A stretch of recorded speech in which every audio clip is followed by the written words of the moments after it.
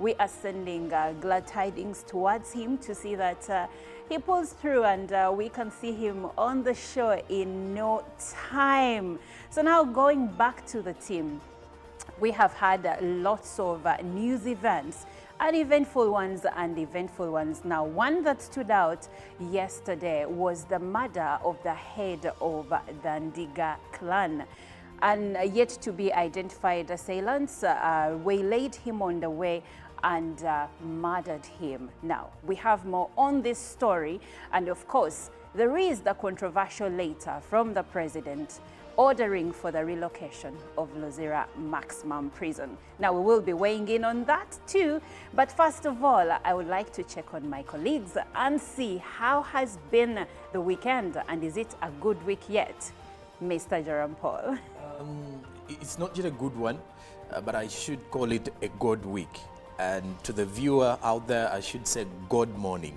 Why is this so? Yesterday, you've heard of, yesterday, like Monica has actually put it, we were, preparing for Monday, really. Evening time, 6 o'clock, news surrounding Lunguja revealing bullets were fired. Some of the residents in there were actually thinking someone is either playing around with fireworks, surprisingly, simply because it was a casual Sunday, evening time, not so much chaos in the area. Not until news reaching different news desks within the country revealed the death of now the late Daniel Bossa, who is also a businessman, a man who had actually made his name in Chiembe before transferring his business to the sides of Lunguja, where his house is also, where his home is also situated. Besides that, you get to realize that first off, we are recording another kind of death of this particular situation, of a high-level official in the country. He may not be a high-level official pretty much in the central government, but in the Buganda kingdom, he's a high-level official. And him being a very huge business person, that also makes him a high-level official in Uganda. So this kind of death, shooting by assailants on borders, lucky enough is that this time around we saw a brave Ugandan, or a brave Ugandan was identified as someone who actually knocked down the border which was carrying the two. And also news reaching us does reveal that one of them actually died through the situation, as the other is nursing wounds. So police will have come through today on Monday during the address, the weekly police press brief that will be happening today at Naguru, and we expect to see what the police is investigating in regards to this particular death. But besides that, I hope the week will end on a good note, because surprisingly, despite the fact that we've been having hot temperatures in Kampala, yesterday night it was rather a different one, where we saw a little bit of the rains in the night. So, I mean, it will most preferably be a good week by the end of it all, because it will actually end in the month of March. In the month of March. And speaking of weather, we are at 19 degrees as of this morning. Now, yesterday, at some point, we were at 28 degrees in the afternoon. Now, I was speaking to a friend that is in Accra, Ghana, and theirs was 27 degrees. So yeah, yesterday was really hot and the humidity was at around 56%. Now, today we wait and see if we are going to have a cooler day as compared to yesterday, but at least as of this minute, it is a bit cooler. We had a drizzle. I was even surprised when I woke up, walking to my car, and I'm like, oh, well, it rained a bit, and that was very welcome. Now, speaking of welcome Chantal, Olive, Candida to Monday. Good morning. Good morning, Olive. How are you feeling? And welcome back. We missed you. Thank you. Thank you. I missed you too. While you were talking about the weather, I come bearing not very good news. Much as we are experiencing these fluctuations, as of now, we might be at a percentage below 20, at a Celsius below 20 degrees. However, as the day progresses, we will be crossing into 29 to 30 degrees Celsius, and that would be around between 2 p.m. and 4 p.m. So brace yourselves, much as you've carried something to warm you up. most likely have something lighter on the inside so that when you take it off, you get to feel more comfortable. It's still a bit hot as we progress. And as you noticed also, last week we had temperatures between 29 to 30 degrees Celsius, especially during the afternoons. That's when the sun is scorching. But from midday to around 3-4 p.m., it is very, very hot. And that's the time we get temperatures between 30 degrees Celsius, and sometimes they cross over to above 30 degrees Celsius. So we need to brace ourselves for the temperatures. Otherwise, still speaking about you mentioned something to do with the relocation of Luzira Maximum Prison.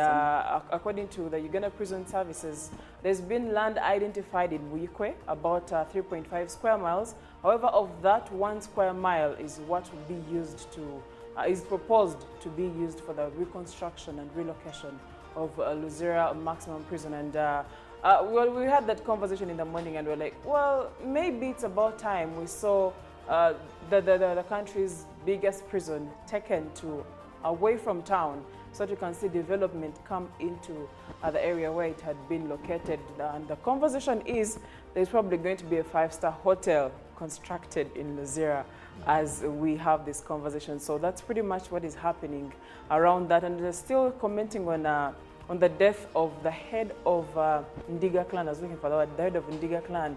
It's very, I wouldn't even want to use the word interesting. It's very weird how he was, they must have followed him from a long distance, because he was a few meters away from entering his gate.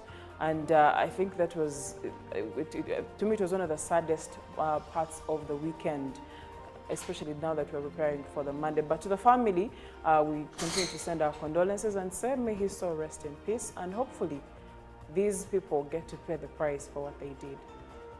Well, hopefully justice will be served. Now, still commenting on the president's directive to find land so that Luzira Maximum Prison can be taken somewhere else or relocated. Some Ugandans have not been quite welcoming of the idea that the prison should be moved away from Luzira. But when you come to think of it, this prison was constructed in 1927, and it had to have a capacity of 600 inmates. And at the time, we had a population of 3 million people. Now, as we speak, we have a census coming up, but right now we are beyond 45 million Ugandans. And the prison currently is carrying over 8,000 inmates. Imagine, from 600 to 8,000. It means that the prison is already filled beyond capacity, and there is no room for expansion. And also, Luzira, where the current prison is right now, is actually prime land. It is by the shores of Lake Victoria. And I think the president is coming from the perspective of there is so much we can do with this land other than just having a prison. Also not forgetting it's marking 100 years within the next 3 years.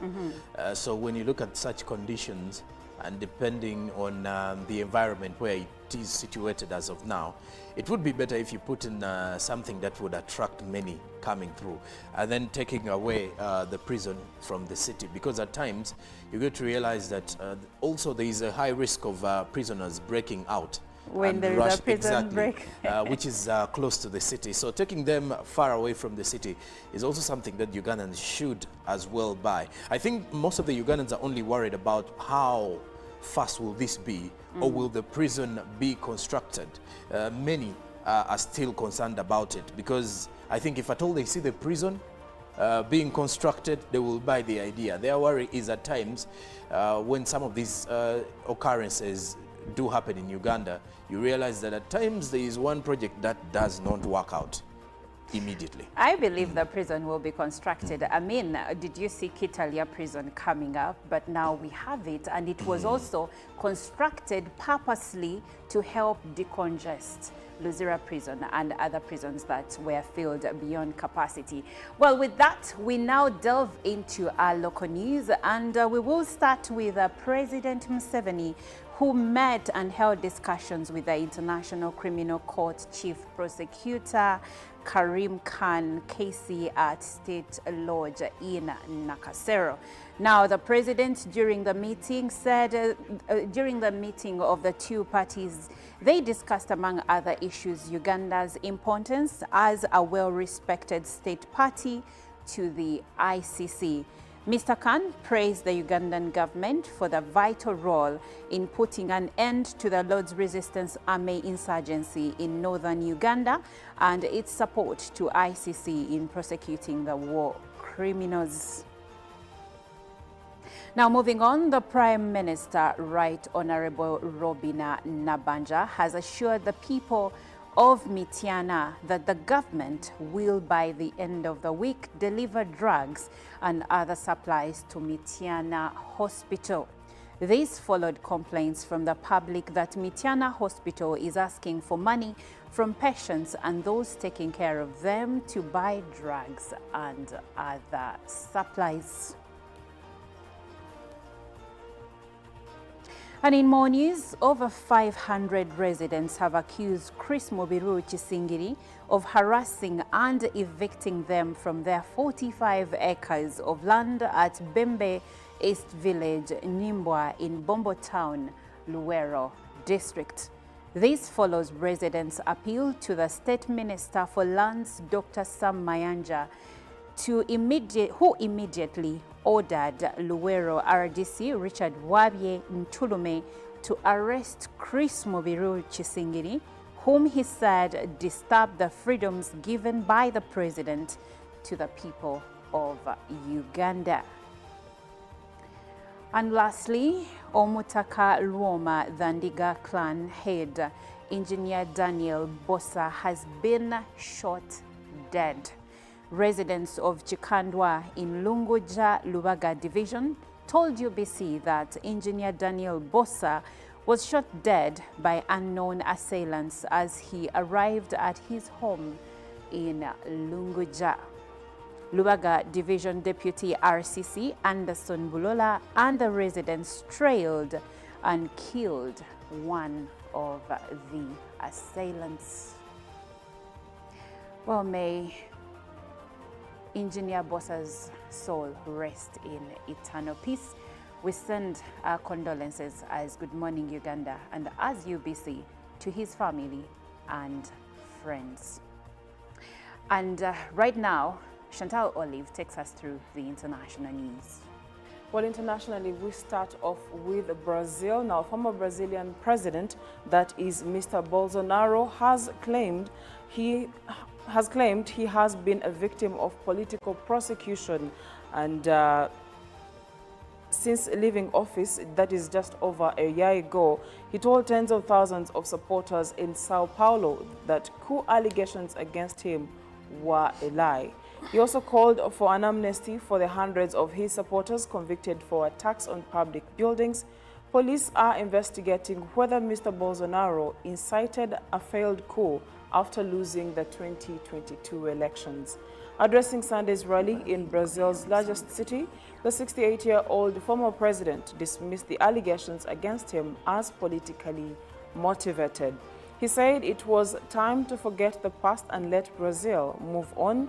He also used his speech to talk about the next presidential elections in 2026.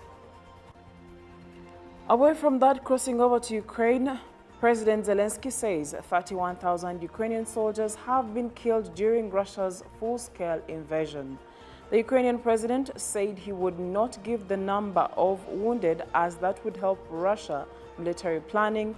Typically, Ukrainian officials do not make casualty figures public, and other estimates are much higher.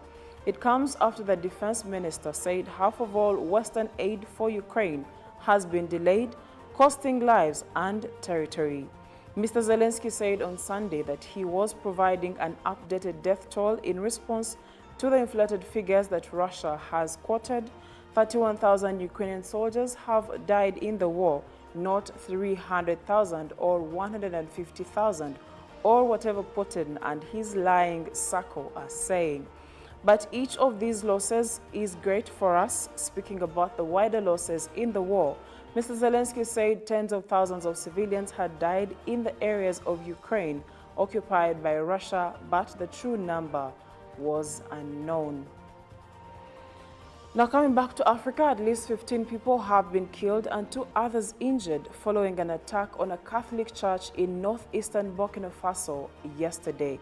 It took place during Sunday worship in a Sanke village in Odulan province, close to the border with Mali, and few details have been given.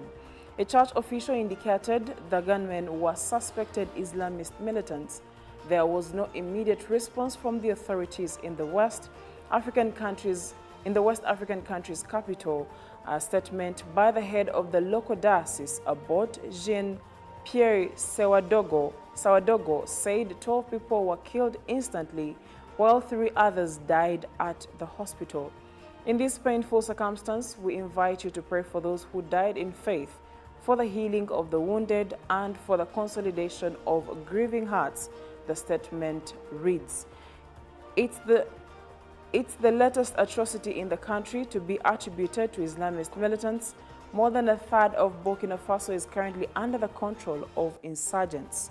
The authorities have been battling Islamist groups linked to Al-Qaeda and Islamic State, which have taken over large swaths of land and displaced millions of people in the Sahel region. In the last 3 years, churches have been targeted and scores of worshippers killed. That does it for what is happening on the international scene.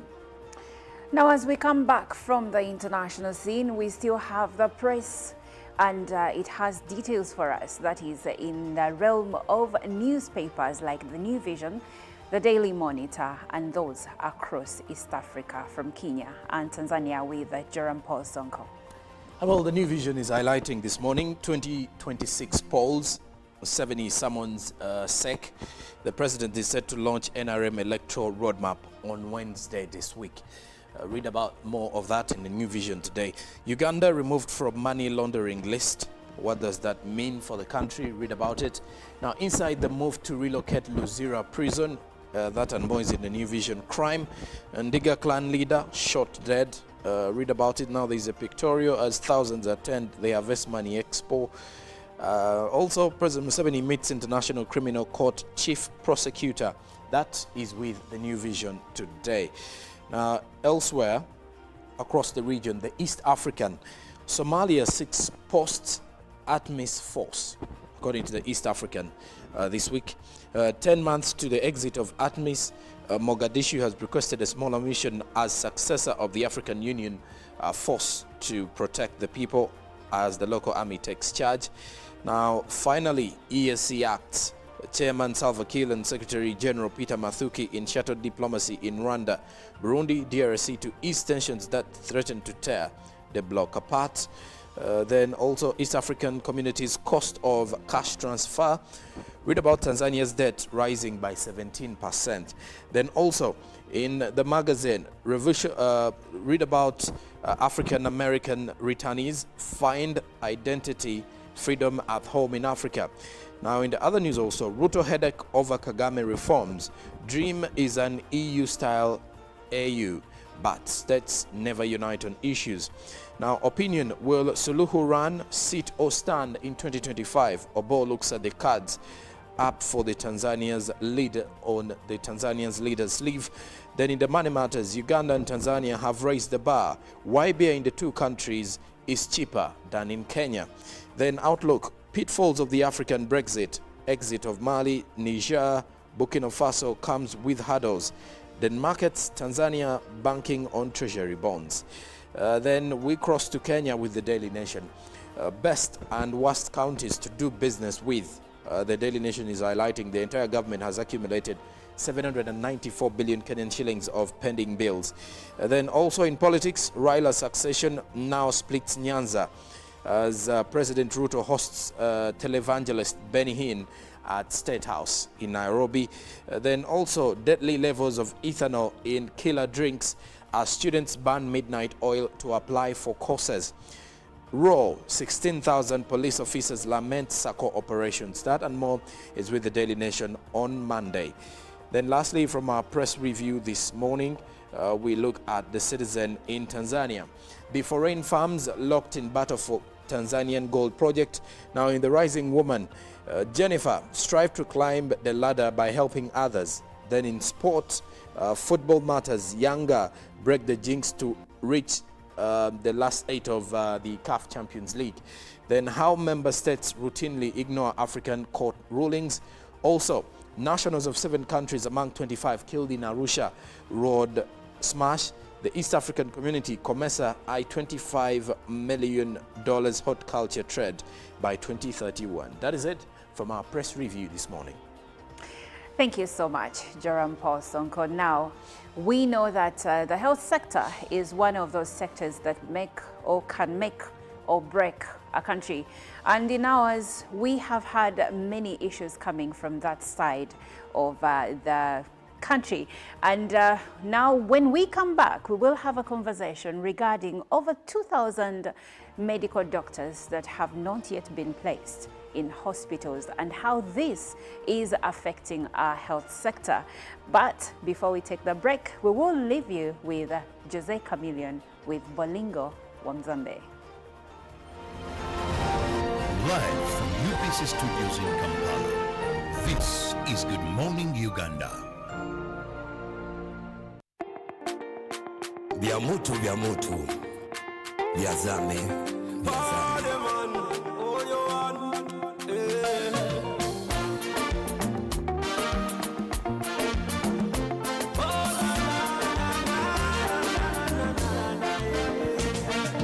Olingo wasambe, ole kibonene, wana tinde lipiso Yesu mobikisi.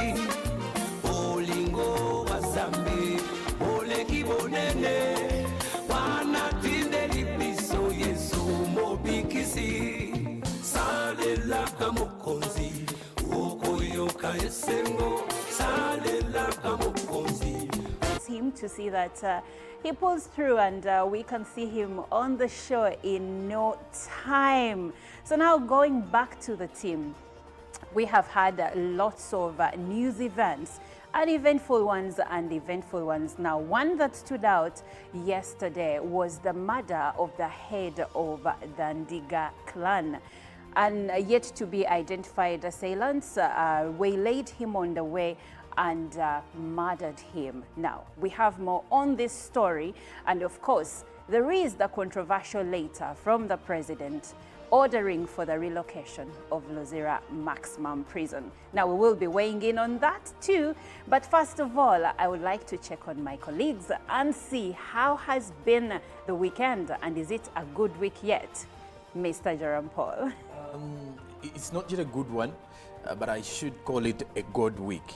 And to the viewer out there, I should say God morning.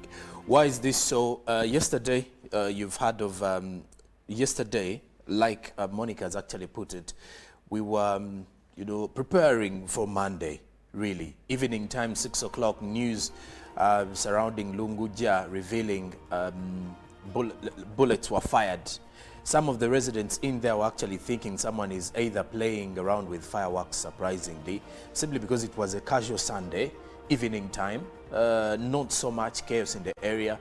Not until news reaching different news desks within the country revealed the death of now the late Daniel Bossa, who is also a businessman, a man who had actually made his name in Chiembe before transferring his business to the sides of Lunguja, where his house is also, where his home is also situated.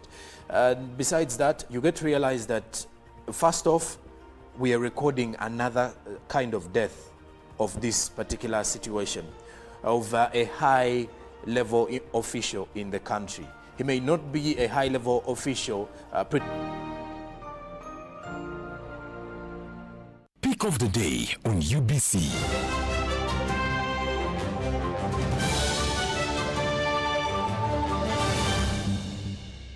Was brought to you by MTN Momo Pay is the easy way to pay. Dial *165*3# or use the MTN Momo app. You don't need cash.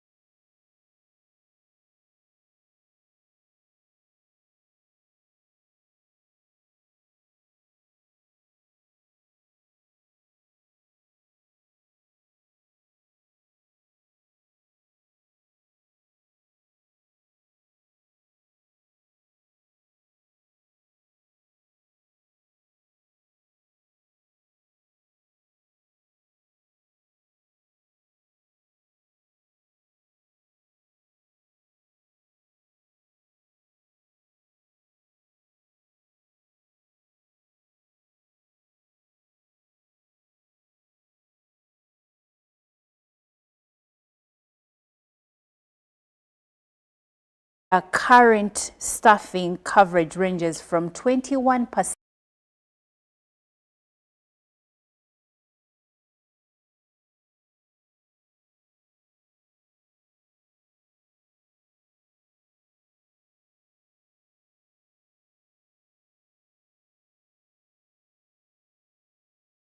Health Center 3s and Health Center 4s, and all of these are catering to the needs of diverse Ugandans coming from different walks of life. But if, let's say, in a hospital, you have maybe a hospital catering to, let's say, 5,000 people, you have maybe 10 doctors or even less. How is this going to pan out? Isn't this where we find mistakes like maybe there has been a surgery and then cotton or other materials have been forgotten in the bodies of the patient, say mothers giving birth using C-section, and many more. So this is where we are today. We are first of all trying to find reasons as to why, despite them being available, over 2,000 of them, why are doctors not being placed in hospitals? That's where we will pick it up from, and you can join this conversation through WhatsApp number 0709602592, and of course you can chime in through our Twitter app and our X app. You can use the hashtag UBCGMU. We will be getting your feedback right this minute. Now, the doctors are coming to you, Sonko. The Uganda Medical Association says that over 2,000 doctors in the country are currently unemployed. So we have the doctors. The problem is not that we don't have the doctors. Why are doctors unemployed, especially given that when you go to government facilities, the number of staff there is wanting? One of the other reasons actually that was highlighted that is leading to the same, according to the Uganda Medical Association, is that they're actually highlighting that the government lifted the temporary suspension on recruitment. Well, they actually commended the temporary lifting of the recruitment. However, they're saying the suspension had resulted in delayed promotions at the time before it was actually lifted, because for healthcare providers and it was actually hindering career progression for 5 to 15 years, despite meeting promotional requirements, especially for those who have actually been in training, intern doctors and the like. But when you again look at the bigger picture of our medical situation as of today, why are we in such a situation? You get to realize that also the number of practitioners. Why am I using the word practitioners? Because what we do know is that normally during internship, many of these are already in the field.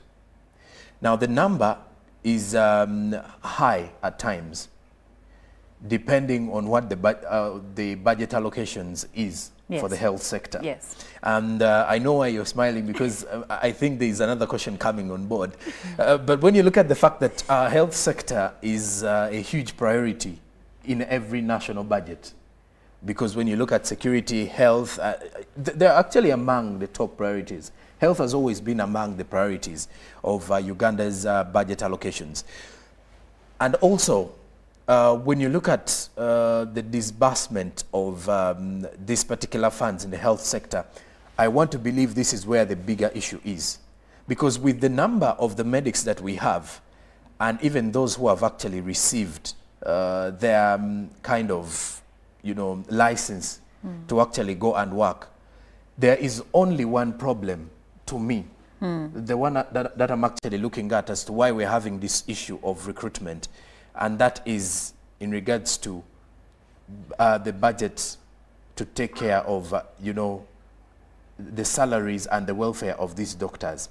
Because I think we do have all these hospitals countrywide, but at times allocating, or let's say recruiting these interns or recruiting all these doctors and sending them to these areas, you've got to make sure that you're going to meet the standards of which kind of standards? The standards, okay, the simple basics of life, I should say. Looking at the shelter where they're going to be, are they receiving allowances on time? are they going to be working under good conditions? So that means you're looking at their welfare, food, and then looking at the cost of living as of today. We've endlessly seen doctors going on to, even intern doctors going into strike in relation to the kind of environment they're actually working under. So this is one of the bigger reasons as to why we are looking at it. To me, I feel the understaffing is because the government is short of the money to, first of all, take care of the welfare of these doctors that will be recruited at the end of it all. But regardless of the situation, we do have many of those doctors that can be recruited. But the issue is, where is the money that is going to take care of them? That is the issue. Because also employing them and staffing them, and I'm not actually applauding the government for not recruiting, but I'm looking at the situation of recruiting them. And then, like you said in your introduction, this is where we find doctors go, you know, working under terrible conditions, where we find cotton being left in, let's say, a pregnant mother who has actually gone through a C-section and the like, or you find someone being injected different drugs for a different kind of sickness. So these are all some of the things that can happen in the aftermath.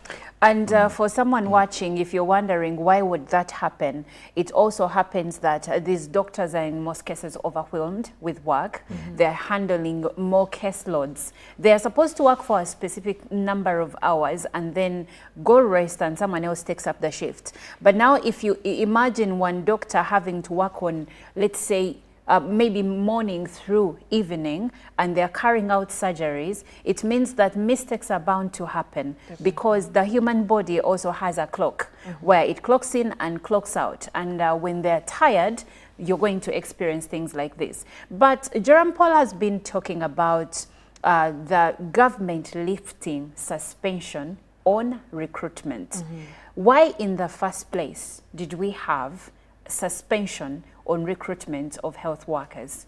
The very first reason cited was the fact that there was not enough money to facilitate the recruitment process.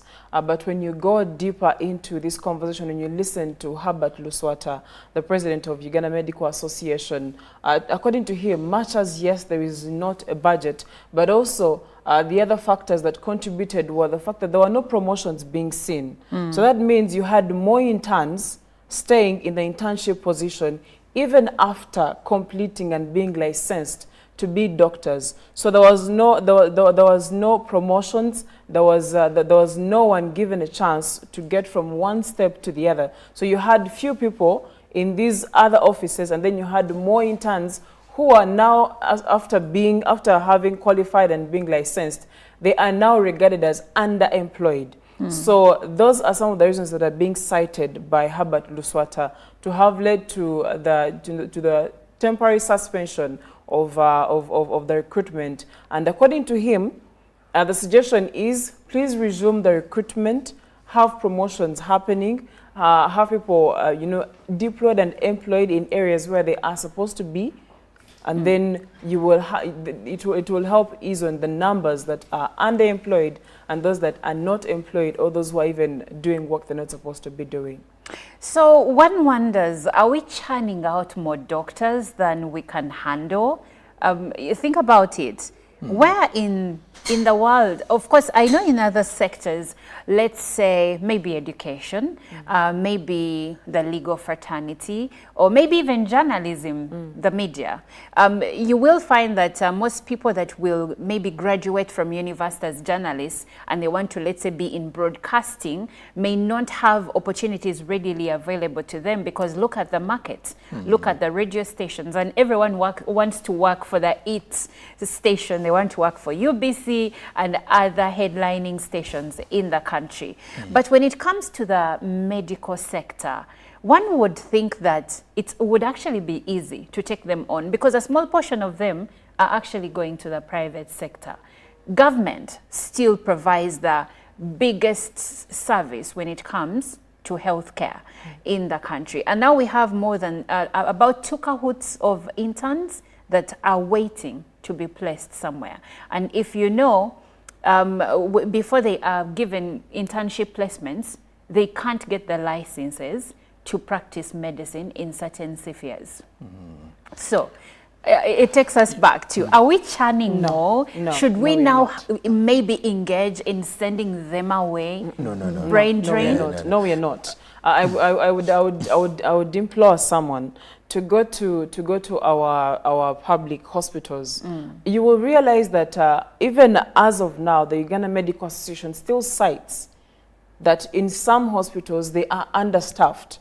So we cannot say that we are churning out more than we need because we still have the problem of understaffing. So I would maybe suggest that the health ministry, the medical association, and any other stakeholder involved sit down and find ways of ensuring that our doctors are deployed and employed because we still need them. I'm not going to go to Mulago and I have to wait for hours to see one particular doctor, yet we can have more than 2 or 3 available to attend to the patients. So we are not churning out more than enough. We just have an issue probably with funding that should be able to enable us pay these people and deploy them in the different parts of the country. I mean, when you go to how many regional referral hospitals do we have?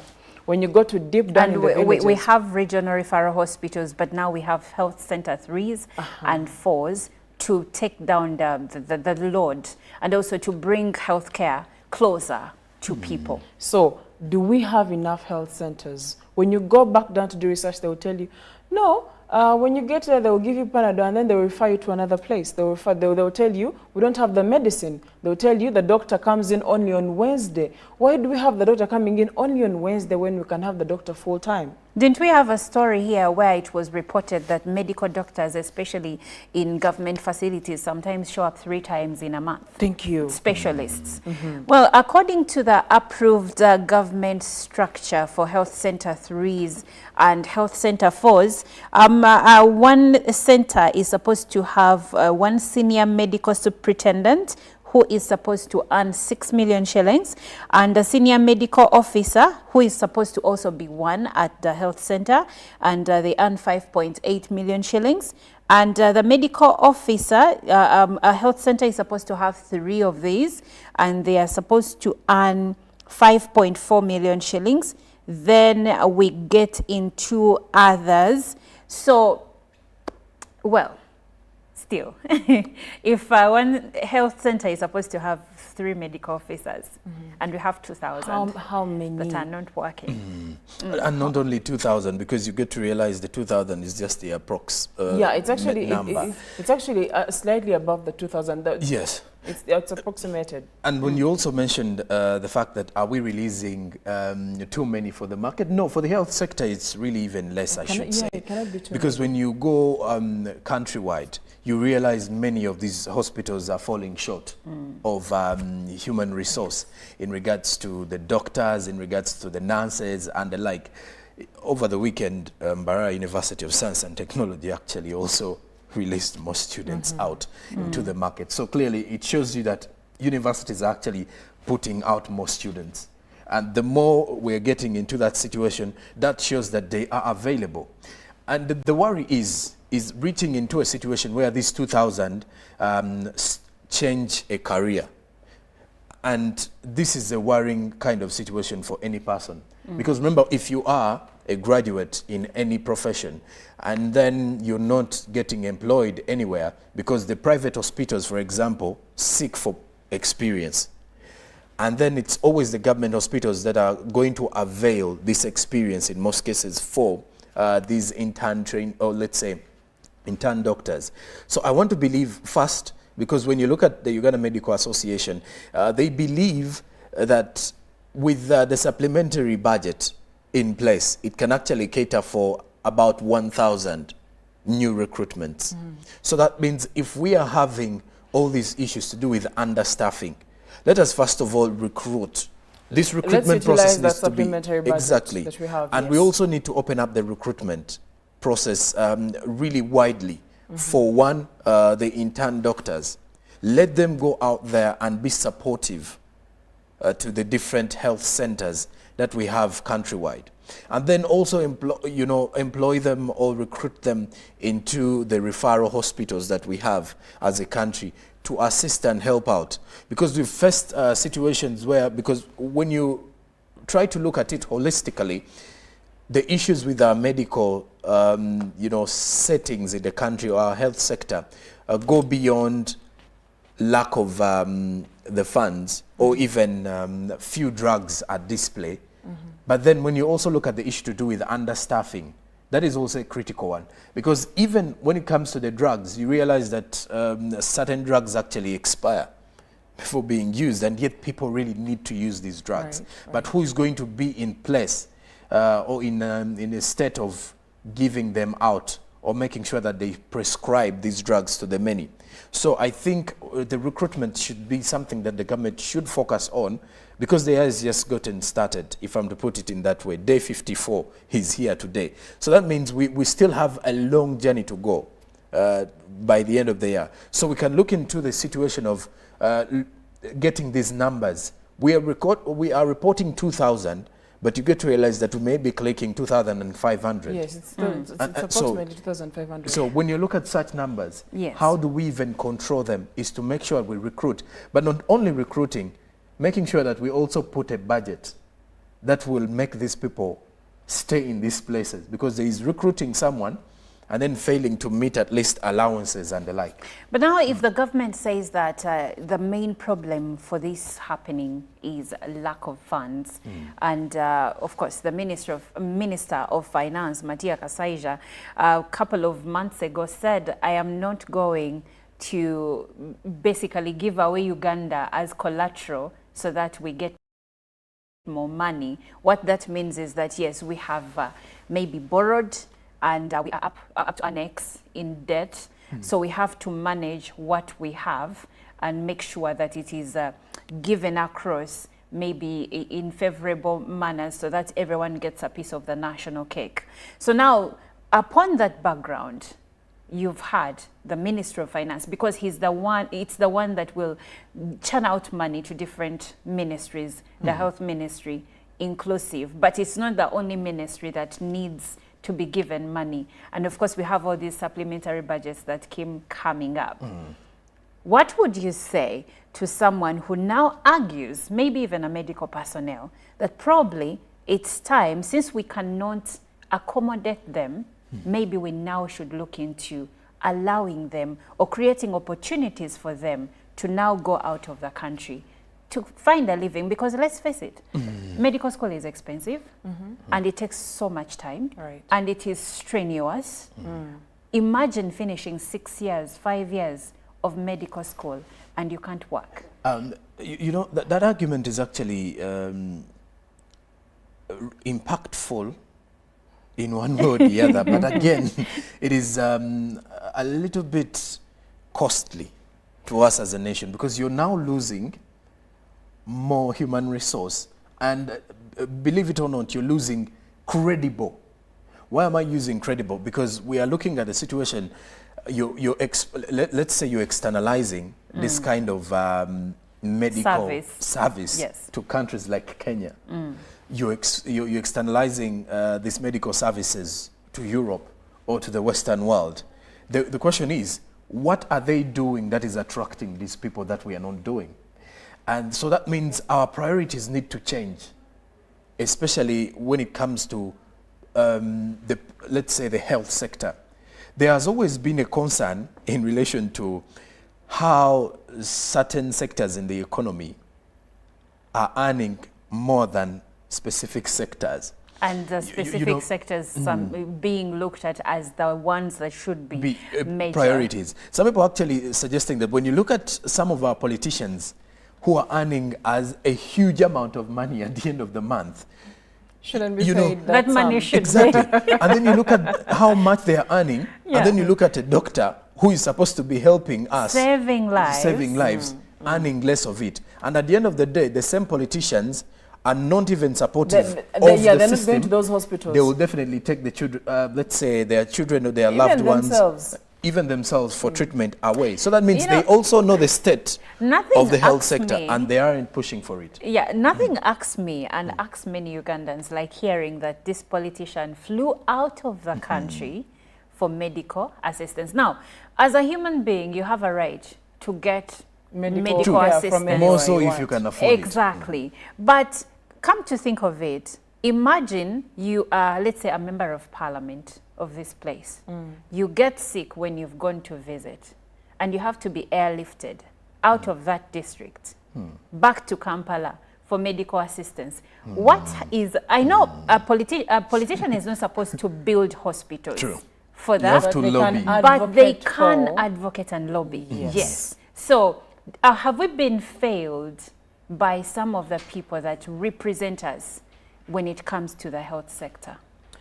Partially you would say yes. And the other element also would be that Sonko talked about something that I find rather interesting that we should actually think about applying, and that is how about if we're thinking about merging some of the government agencies? How about we do that, reduce the costs, the administrative costs being incurred in certain areas, and transfer that money to the health sector. And if our leaders are not advocating for something like that, you know, it goes back down to the fact that these people join these leadership positions as a way of, I have come to work, I mean, I've come to make money, but not serve the Ugandans. Yet the primary thing to be done is to serve Ugandans. So partially I would say, yes, it is true. Our leaders have failed us in a way. I just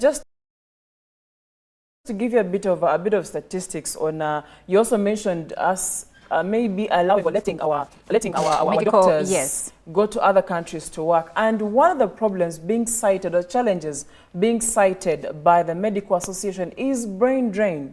Of course, caused by those reasons listed below, but brain drain is affecting the health sector as well in general. So you are talking about 25% of these over 2,000 qualifying for consultant promotion. You're talking about 15% eligible for senior consultant position, promotion. You are talking about 60% who are eligible for what we call medical officers special grade. That is over 60%. Now, what does that mean? It means if you are letting these people leave the country, you are crippling the health system, or the health sector actually, of the country. So let's figure out ways of keeping them inside, because the lives of the Ugandans matter and we need to keep them safe. You see, the country is made of people.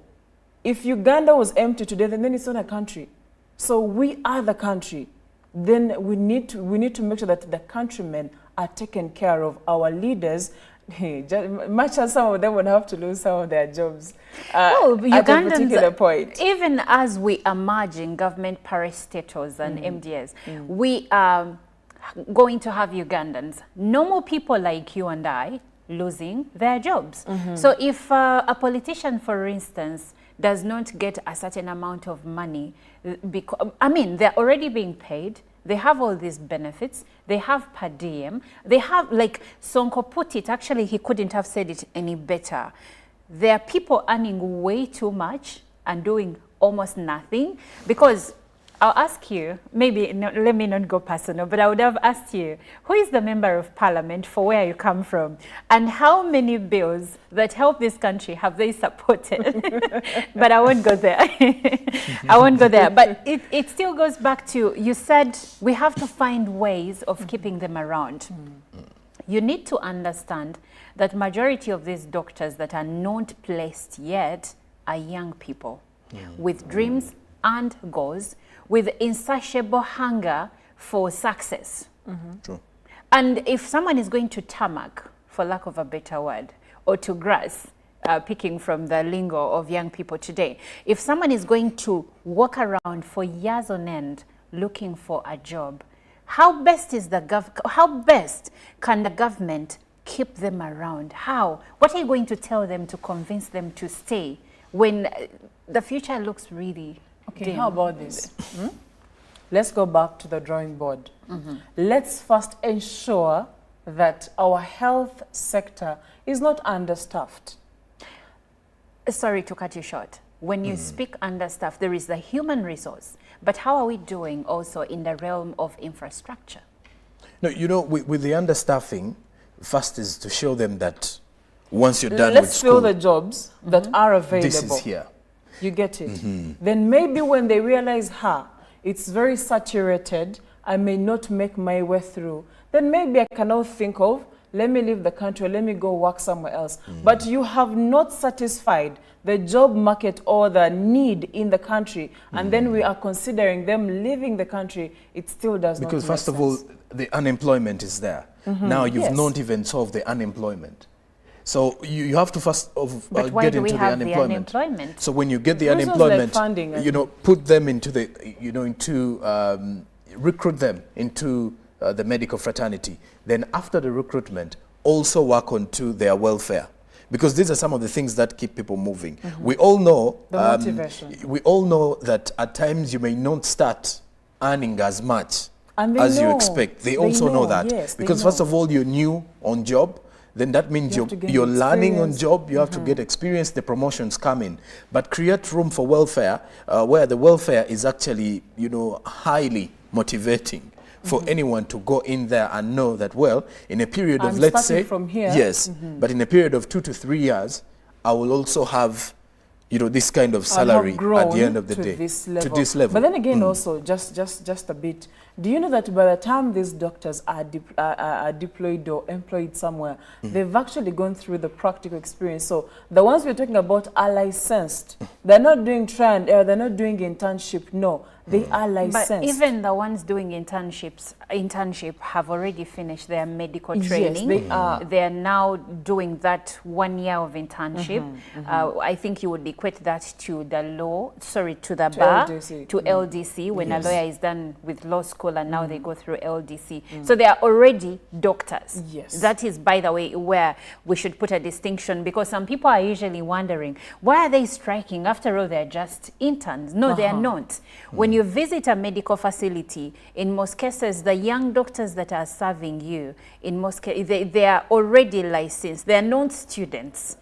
You know how people say, oh, that's a student teacher. Yeah. Student teachers are still learning. For other, yes, because for other sectors. So, for example, if you studied, let me say procurement. Even journalism. Yeah. At a point, even before you finish campus, you will go to do internship, and it's going to be part of your exams that contributes to your final result. Now, for the doctors, you go through the 4 years and finish, then go for the 5th year where you do the internship that qualifies. But by the time the 4 years are done, you've done the practicals, you are actually qualified. And when you visit most medical facilities, you're going to find that intern doctors carry most of the load.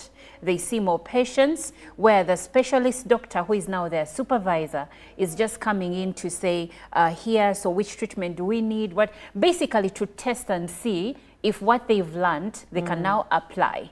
Okay, I've told of a story of when I had my last child, and on the table, that's when I learned that the doctor that was helping me deliver my baby was an intern doctor. Well, having conducted the whole... Everything, yes. But many people worry that probably they won't do a good job, and they can, because they are more meticulous. Trained. Yes. They're meticulous. Yes. So anyway, someone says that the infrastructure in the system is vital. Hospitals to not provide what the doctors will need to provide what the doctors will need to perform. Why do you place a doctor in a hospital that is lacking equipment to use? Money for salary is not a problem for the government. Health is not priority by most of the governments in Africa. Please leave your name when you weigh in. And this one is from Cricket Derek Gagamel from Makinde Luafu. Hi, Derek. He says, good morning, ladies and gentlemen. In a country where the health sector is ever wanting, it is big trouble. I think the big mess came in when medical students shifted their eyes from desire to cure people to huge salaries and high profile. When people join any profession while greed for money is more than passion, expect poor service delivery. Lastly, numbers of medics do not match the patients due to factors like late and little salaries, which brings brain drain, inadequate equipment in the hospitals, poor working conditions, among others. I think here the government is fully blamed. Let it do the needful, but now we feel they are gambling with people's lives. This is a comment coming in from Cricket Derek Gagamel. Now, Derek said something as we close. I would like your parting shots. He said something to do with we shifted focus from passion to cure people to greed for money. But if you ask me, is it really greed or it is the high cost of living? Because the needs you have at campus are not the needs you have when you graduate. Let me ask in 30 Derek. seconds. Yes, let me ask Derek. So you expect this person who is passionate, yes, to wake up and find their own transport, find their own lunch, find their own housing, and then come and treat you. But in the background, they have a life to live. So let's strike some fairness here and make sure that you try to strike a balance. I am driven by the passion, but please motivate me to stick to my passion, period. Well, Mr. Jerome Paul Sonko. In a minute, there's a There's a Nigerian footballer called Odion Igalo. He was once criticized for going to Saudi Arabia because they pay a lot of money. And what he said was, we don't play, people say we play football for passion, but you can't take passion to a supermarket. So at the end of the day, you really need the money coming in. So Derek, I think the passion is something that drives you into the career. But what keeps you in the career as well is the end result. And the end result is what you're getting from there, which of course is the money.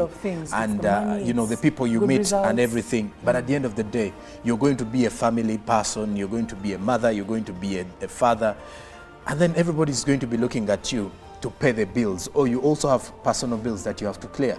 So the money has got to be the end result at the end of it all. And how can a doctor fail to pay up their bills? That's my takeaway is you cannot take passion to the supermarket. I'd like for you to bite on that. Well, it is still Good Morning Uganda, and Good Morning Uganda Tourism Express is coming up next.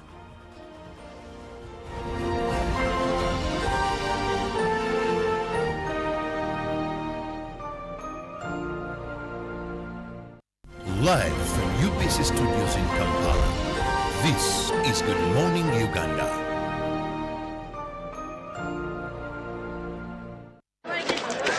Junko. Yo. Wachiko.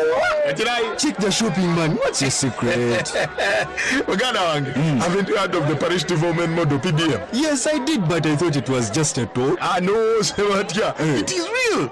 I and a few friends together formed a circle, accessed money from the PDM, invested in a portrait project, and now things are moving. Junko. I thought I was one of your friends. You are. But you left me behind. I didn't leave you in poverty. What you do, just visit your LC2 chairperson and your parish chief and start the process of economic transformation. Just like that. The parish development model is an initiative from the government of Uganda through the Ministry of Local Government designed to transform all lives of Ugandans for the better. PDM, my parish, my development, my life. UBC is the national public broadcaster. We educate, inform, entertain, and inspire our audiences. You can watch us on free-to-air channel 001, DSTV channel 282, GoTV channel 371, Star Times channel 201, Zuku TV channel 20, and Azam TV channel 350. Even when your subscription expires, you can still watch UBC for free on your pay TV platforms. The cardinal role of a government is maintaining law and order, safeguarding citizens' rights, and providing essential public goods and services. Throughout its tenure, the government has consistently upheld these principles. This foundation creates an environment conducive to delivering crucial social services to citizens through diverse approaches such as taxation, strategic budgeting, and effective policy implementation. a transformative education system, advancing healthcare provisions, enhancing social welfare, and propelling infrastructure growth, all of which continue to evolve daily to cater to the population's expectations. Supported by a meticulously organized network of ministries, government remains committed to serving its citizens. Coming soon on your public broadcaster, The Front Bench, your interface with the government every Monday at 8:30 p.m. with Joram Paul Sonko, only on your public broadcaster, UBC, inspiring Uganda.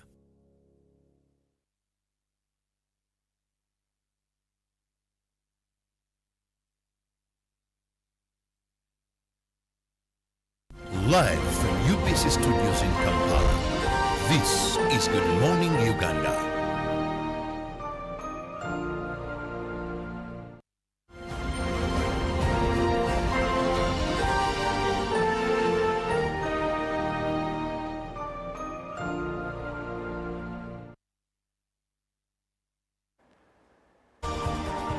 Good morning once again, and many thanks for sticking around to Good Morning Uganda here on your national broadcaster.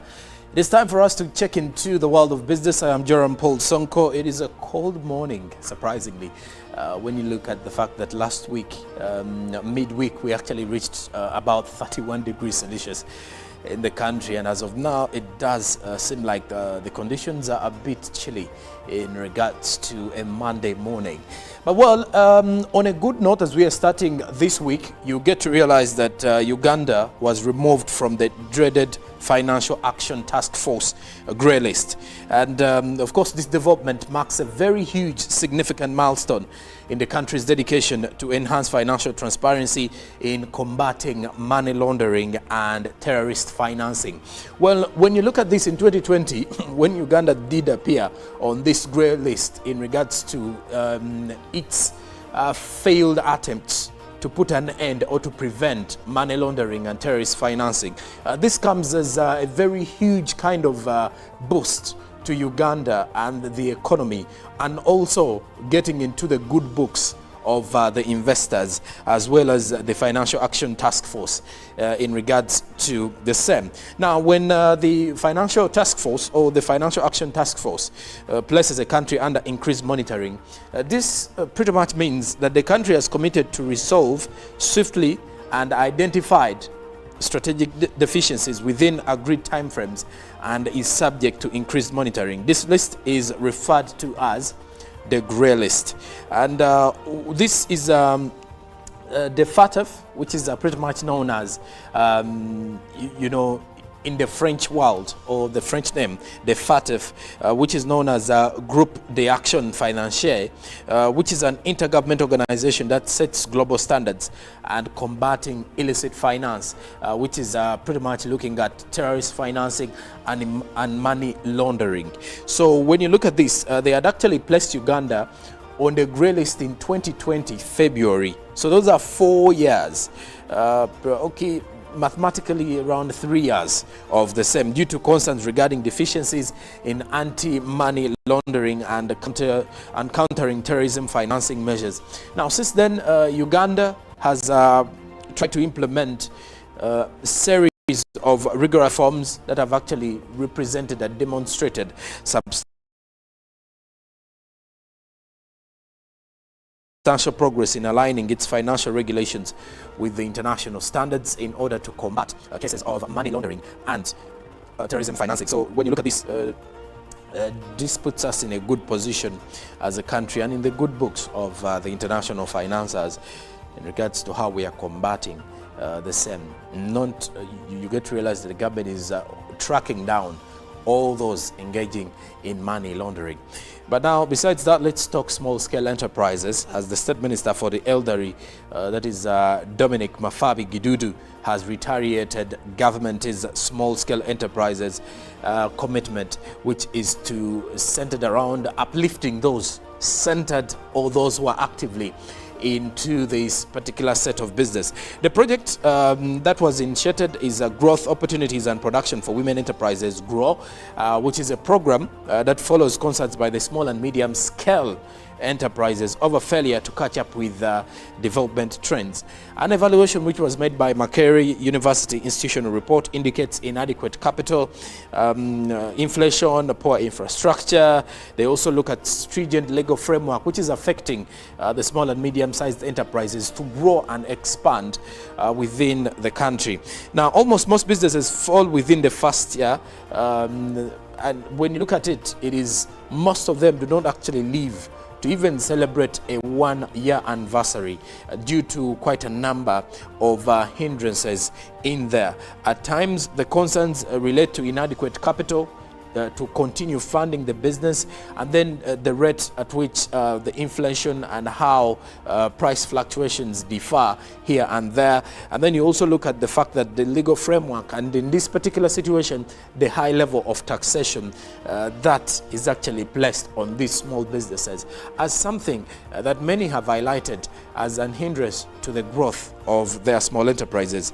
So when you look at this, almost 50% of them, or what you could say, almost the majority of these businesses do not succeed. And then the others that actually also go through the first year end up failing out in the second year of their moving forward.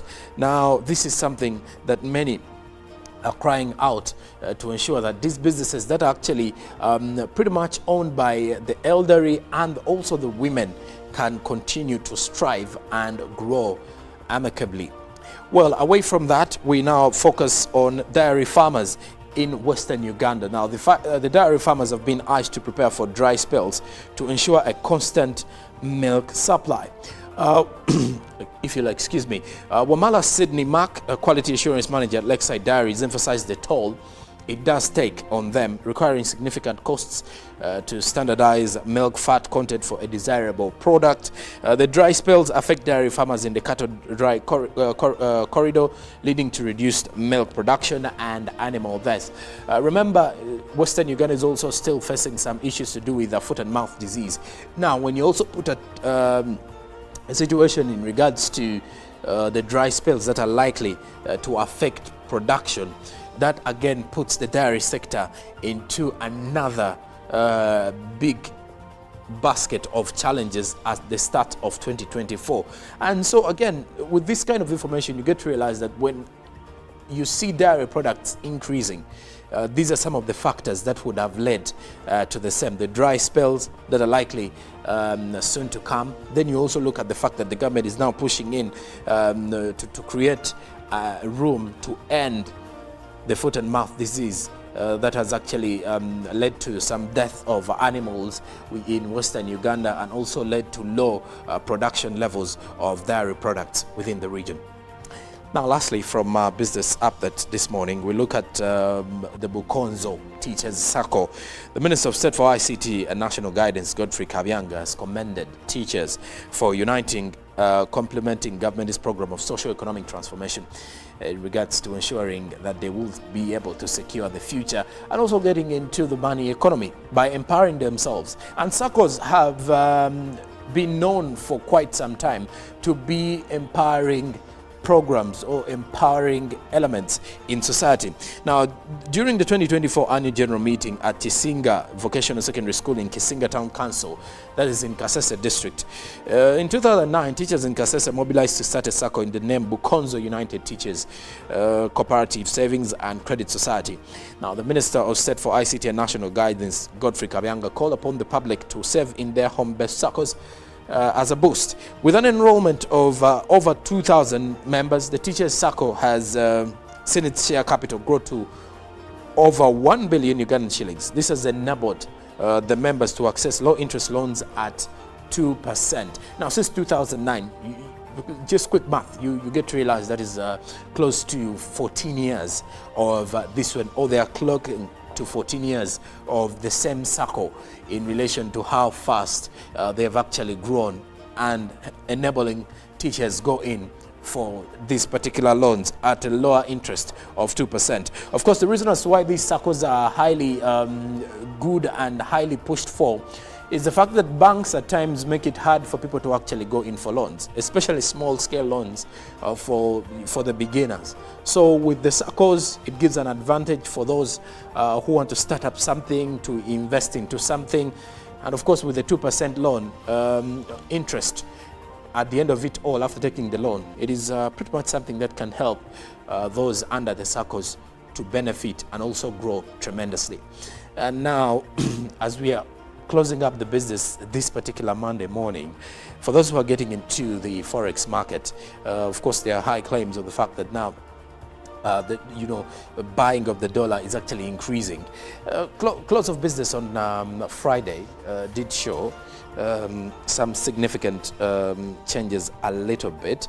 You get to realize that the US dollar closed by 3,938.96. The selling, and then buying was 3,928.96. The Great Britain pound was buying at 4,975.24, while the selling was 4,987.90. The euro was buying at 4,253.49, while selling at 4,264.31. The Kenyan shilling was buying at 26.81 while selling at 26.88.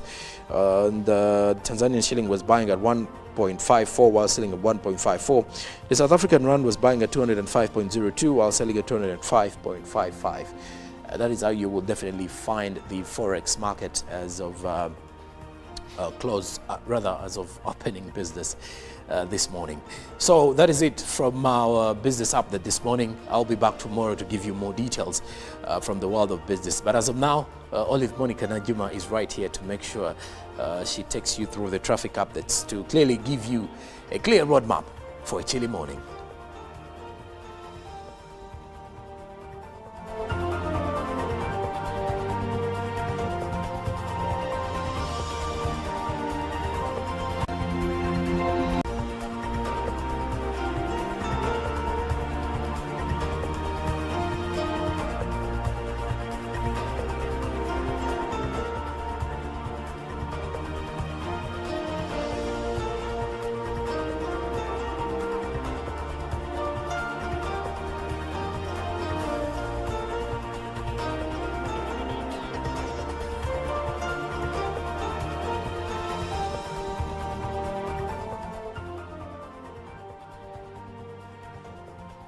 Now today we will not be traversing the routes in the morning to show you which best route you can use, but we'll still look into traffic updates, or we can look at how the road situation is going in our country.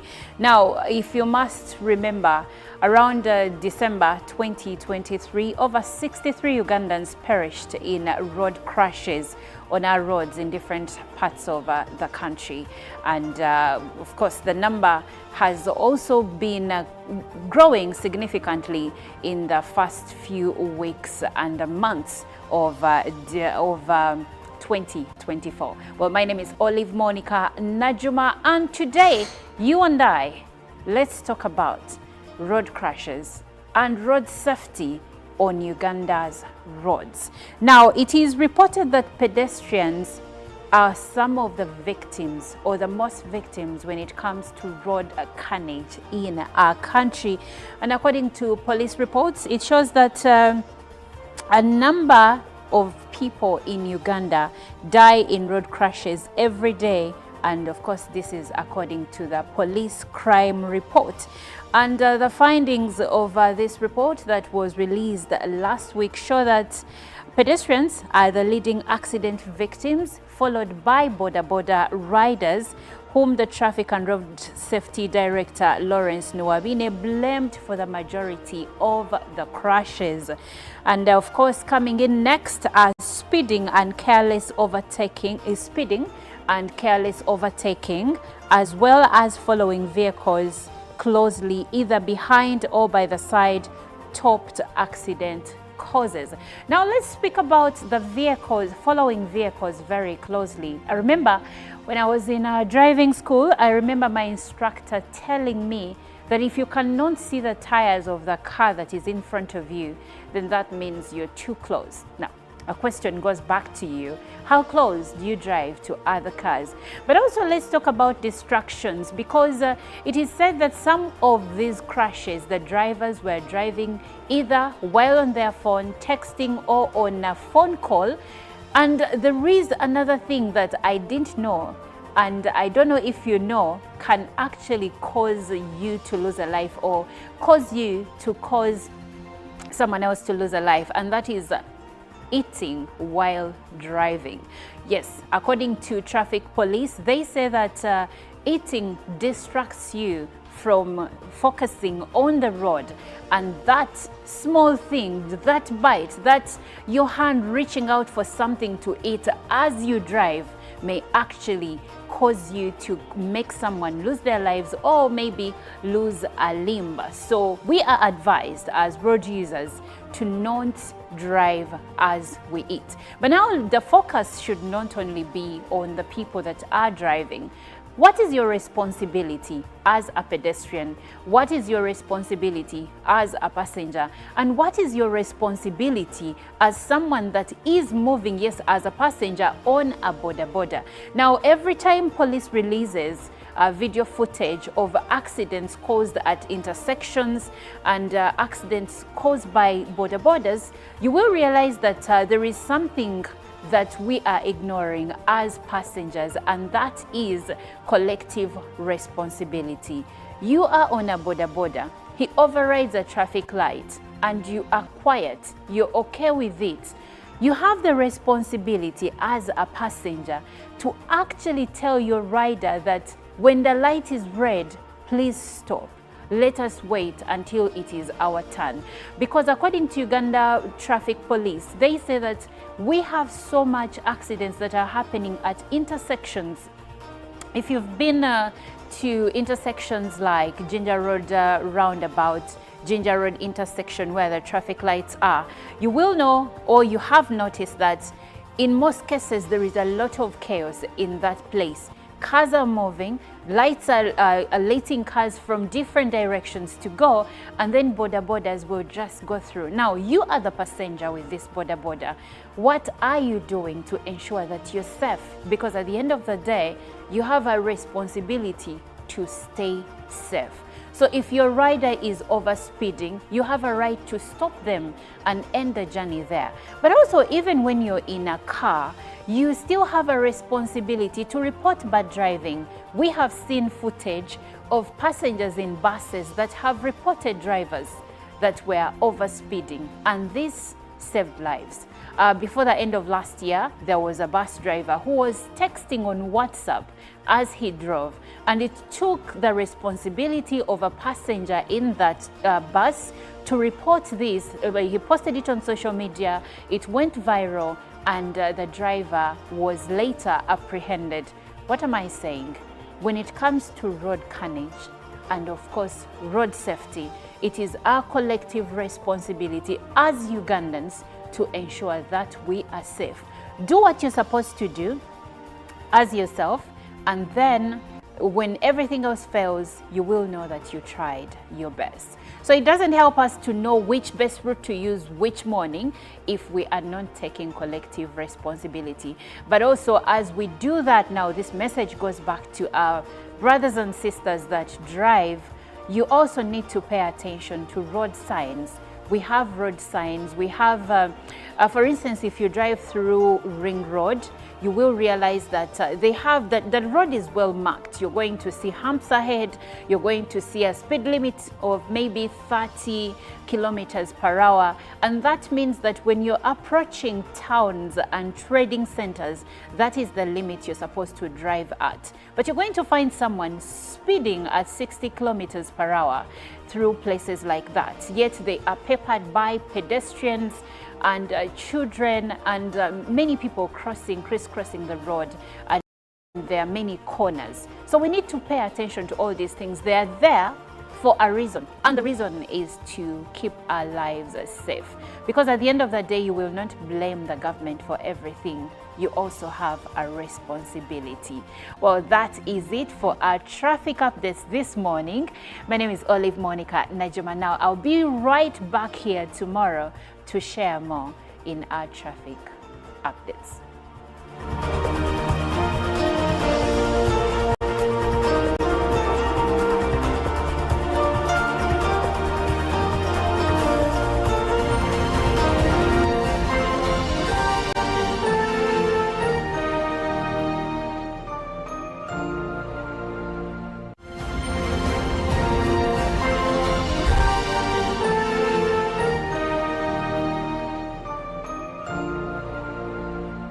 Pick of the day on UBC.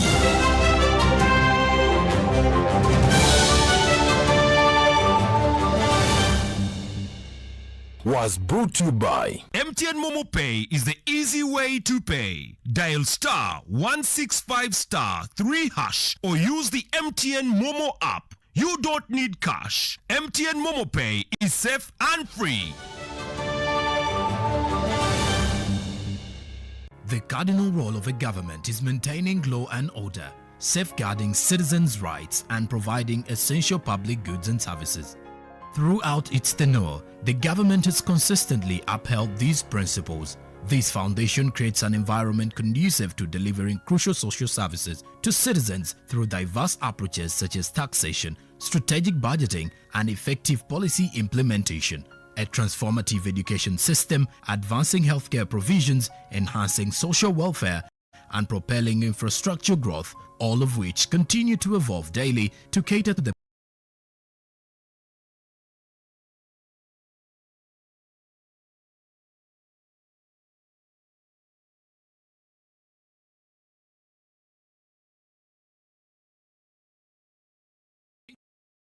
.30 p.m. with Joram Paul Sonko, only on your public broadcaster, UBC, inspiring Uganda. UBC is the national public broadcaster. We educate, inform, entertain, and inspire our audiences.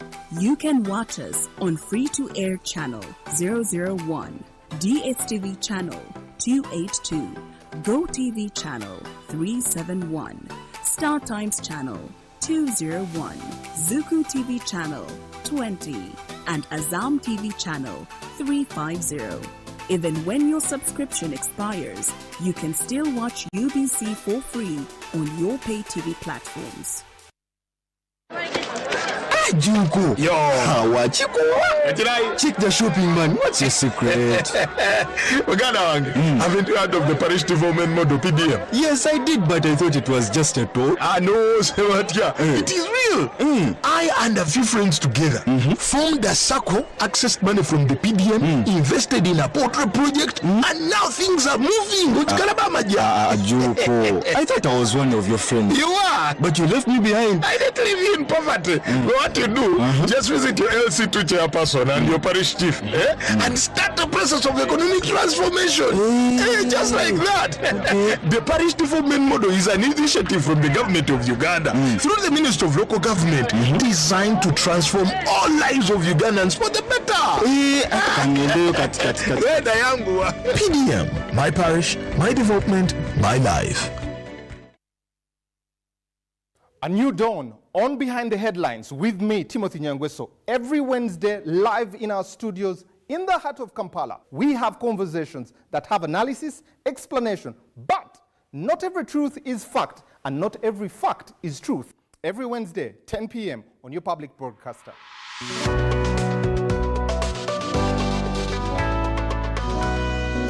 on your public broadcaster, UBC, inspiring Uganda. Live from UBC Studios in Kampala, this is Good Morning Uganda.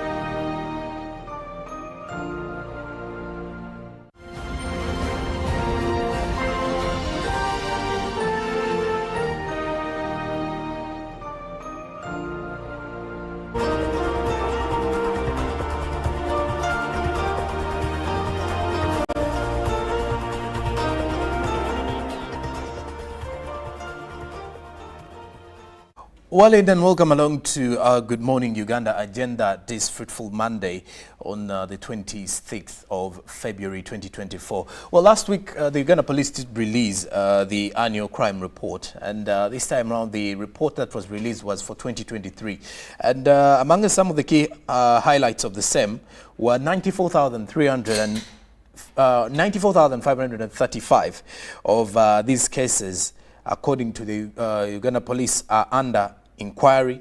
Then there were 48,632 cases that were detected, that were not detected, but were cases that were reported. Then we also had 84,907 cases that were taken to court. Then besides that, out of these cases, just to break down some of it, theft was leading the way with 65,901, as assault took second spot with 29,884, with domestic violence taking up 14,681. Then sex-related offences were taking up 14,846, as 14,543 were cases of breakings. Child-related offences, 10,741. Economic and corruption cases, 12,924.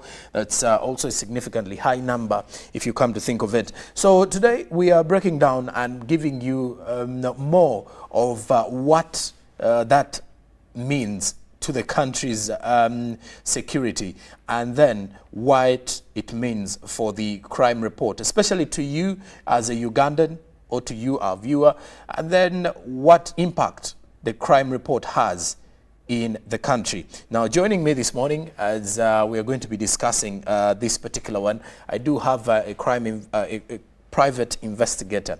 That is the better word to use. This is none other than Freddie David Egesa, who joins us in studio here at Nile Avenue to discuss, first off, of what impact does this have onto Uganda and onto the community?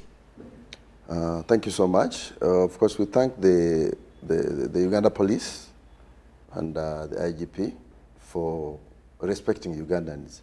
Okay. It's a courtesy behavior that you feed back whoever you're working for. So if they come up with a report, more especially, I think it should be one of the reports that have come in very early. That's a sign of respect. So I'm sure we're now building back a system whereby police respects the people, other than just working for 2-3 years without any report, and then in the process, it's like the police is police and Ugandans are Ugandans. So we thank the police so much that the report is out, and there is something at least to talk about in terms of statistics, records, and performances, and levels of crime. To be one, I'm very grateful that it has come up. Two, I think what we have to look at is how to appreciate this report. Did Ugandans expect a report after all? Or they thought it would just come out to be records in government somewhere? Do Ugandans even bother to think that a police report will come up and maybe something happens? Okay. So what I think, first and foremost, is to allow Ugandans digest this report. There should be that kind of program whereby when a report comes out, Ugandans are given at least 3 months to digest it. Then eventually there is that, other than of course the preambles we make here, there is that kind of real discussion of the report to understand. There should be feedback. In fact, to a certain extent, Uganda should come up with their own facts also. So if a report is not contrasted, then it is either a dull report or someone has not bothered to. People have not taken it seriously, and there will not even be improvements. Okay. Yes. And when you mention the issue to do with the report, Ugandans being given a period of, let's say, 3 months, how impactful, or let's say, accessing this report by the Ugandans, how pivotal is it? Because when you look at it, Ugandans get to only wait for the report every February when it is released, per se. Last year, February, then this year, February as well. You look at the situation that is there. Many are not really bothered about the details of this report.